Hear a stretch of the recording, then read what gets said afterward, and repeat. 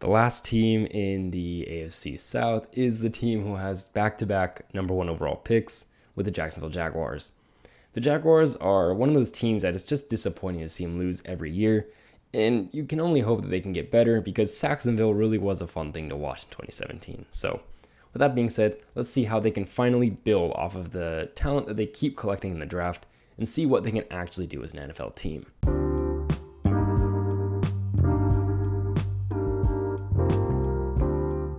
What's up, guys?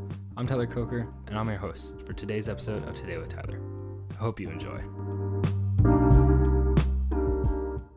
All right, so once again, we'll begin with the free agents. Cam Robinson, their left tackle, was a free agent, but was franchise tagged, so he's not going to be an issue this year, but will be next year instead. Their guard, Andrew Norwell, is also a free agent.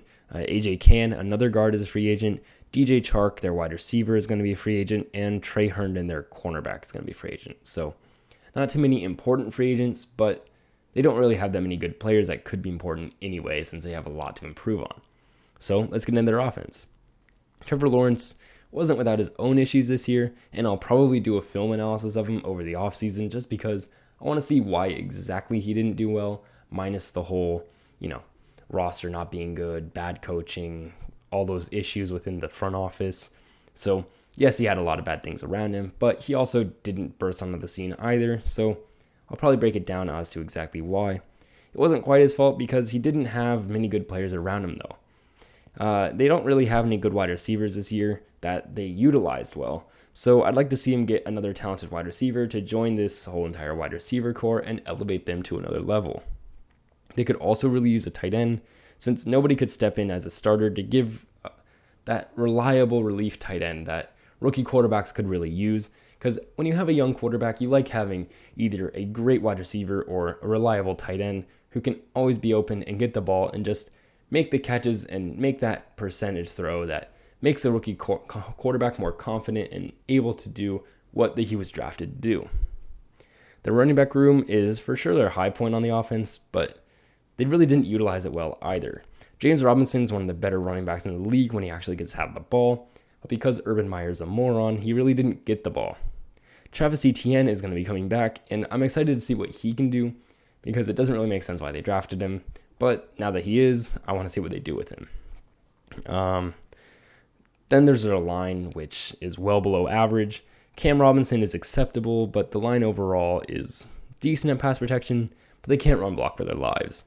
The Jags should heavily invest in offensive line this season to salvage the damage that they've done to their generational talent at quarterback and see what they can do to actually make steps and make progress toward being a good team. Their defense is also a pretty sad story. Their secondary allows over 7 yards per pass attempt, one of the worst in the entire NFL. Shaquille Griffin actually had a good season this year, building off of his success in Seattle, and free safety Andrew Wingard had himself a successful year as well. What doesn't help is that beyond those two guys, the coverage was drab for Jacksonville, and the best coverage otherwise was coming from edge defender / offensive linebacker Josh Allen. Certainly not ideal, and a new linebacker duo is necessary to keep the middle of the field safe. Outside linebackers Josh Allen and Dawan Smoot had pretty good years, but they themselves cannot create pressure, and even though their play did make their rushing defense average, they really didn't have much. Their defensive line is atrocious, and an edge would greatly help their cause, and maybe let Josh Allen be a little bit more Josh Allen. But they need defensive linemen, they need a secondary, they need linebackers, they need kind of everything on defense, so they're once again in one of those positions where you can draft the best player available in most cases, and you're going to be doing the right thing.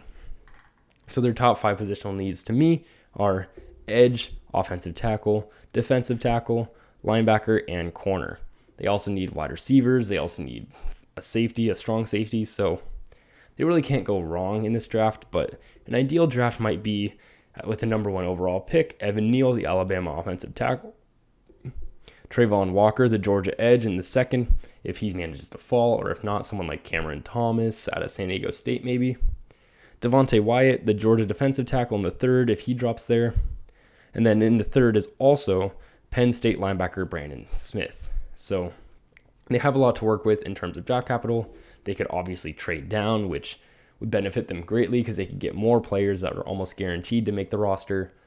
So the Jaguars have a lot to work with, and I really want to see him do well. I want to see him improve, and Doug Peterson might be able to do that. So I hope the Jaguars can build off of Trevor Lawrence. I think he's really good. I like James Robinson. Travis Etienne was pretty good in college. I want to see what they do. Thank you for listening to this episode of the Today Dollar podcast, which concludes the AFC South. Thank you.